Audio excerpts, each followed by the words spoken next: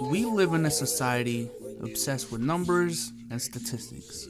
I grew up watching basketball with only a couple statistics that I feel like I needed to know. Points, rebounds, assists, turnovers, field goal, free throw, and three-point percentage. You know, I was all set with just those numbers. But the past couple of years, the advanced stats era took over. New technology has allowed us to track statistics that we didn't really think we could track before. I mean, look at all these stats you can find on NBA.com. Deflections, loose balls recovered, screen assists per game, box outs.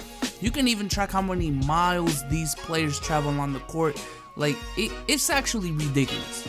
But I've always been a firm believer that this game is much more than a numbers game. There are some things in basketball that statistics simply cannot comprehend, at least with what we have right now. There are some things in basketball that you simply have to watch, or at the very least, read up on to understand. Here are 3 things statistics cannot capture. DJ Khaled. Please, Khaled, don't pair me or compare me. Unless the said party is a rare breed. The stories I hear, they tend to mirror me. At this point now, rap is only therapy. Before we go on with the video, I have a huge announcement. The Dish Podcast will now be live on Twitch every Sunday from here on out. And we'll also still put it up on iTunes at the same time. So don't worry if you guys can't come through, or if you're that type of guy that watches it in the morning or listens to it in the morning, excuse me. On top of the podcast, this will allow us to interact with you guys more often. And also, we may be able to play games with y'all once we get an Elgato. And we got something in the works that may change the podcast game as it is. Just stay tuned. Nothing is confirmed yet, but something is in the works, and I think y'all are really gonna like it. So go ahead, follow us on Twitch at The Ditch Podcast. And the first stream will be tomorrow at 8 p.m. Eastern. But let's get back into the video and start with clutchness. Now let's start off with clutchness. Now the first thing that may come to your mind is B-Souls. You can literally go on NBA.com right now, and there is a whole section on clutch stats with all the filters you can ask for. How can statistics not portray how clutch a player is? Well, for one, people can find specific parameters to make one player seem more clutch than the other, or just make a player more clutch than how clutch he actually is. A perfect example was LeBron James' shot against the Pacers. Shout out to LeBron that game. In the pivotal Game 5, the man dropped 44 points and the game-winning three-pointer at the buzzer to give them the 3-2 lead going into Game 6. Amazing game from LeBron. But then the day after, you already knew that FS1 and the whole building was gonna be on LeBron James's meat. When you got 3 shows in a row, and first things first, The Herd and Undisputed with 3 blatantly biased LeBron fans. And I saw this graphic. LeBron beats Jordan in buzzer beaters with 5 seconds left or less on the clock in terms of quantity and field goal percentage. Never mind that the difference in this parameter is literally 1 shot and 1%, and this was before Game 1 of the Toronto Raptors series, where I believe LeBron did miss a go-ahead 3-pointer to win the game. This was before that, but this is exactly what I'm talking about. Number 1, clutchness isn't just about making buzzer beaters. Being clutch can also be performing in a big-time game, even if it's a blowout. For example, LeBron James in Game 6 versus Boston in 2012.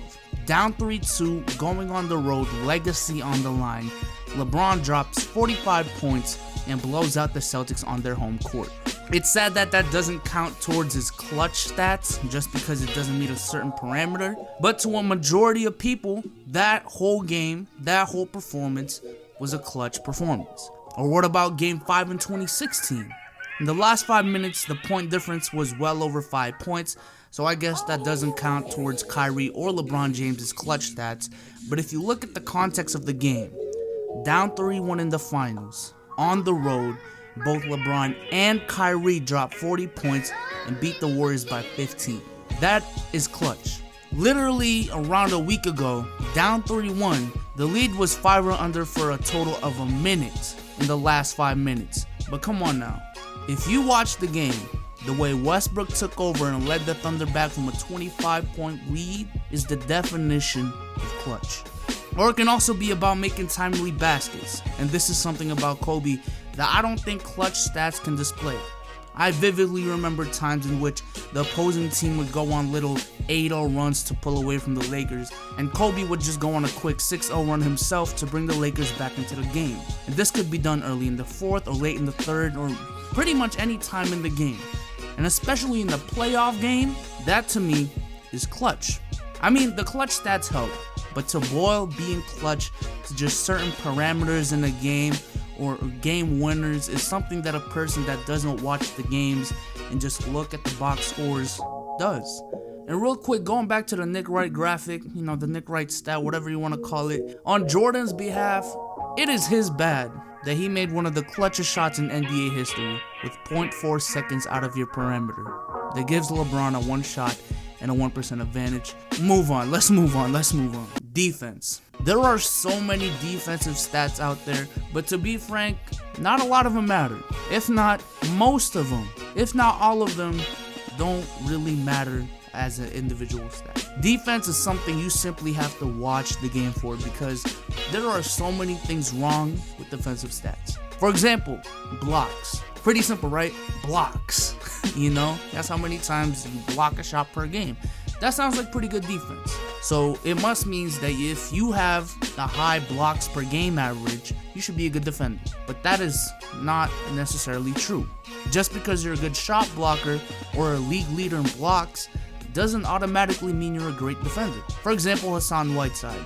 This is a guy who's viewed as a great defender just because of his blocks. When if you watch him play, you can tell the way he positions himself is always a detriment to his team. He's just an okay post defender, and he's a terrible pick and roll defender. Steals as well is the same thing. Just because Curry led the league in steals in 2016 doesn't mean he's a great defender. There have been many steals leaders in NBA history that weren't necessarily good defenders. Allen Iverson led the league in steals per game 3 years in a row, but he was never a good defender.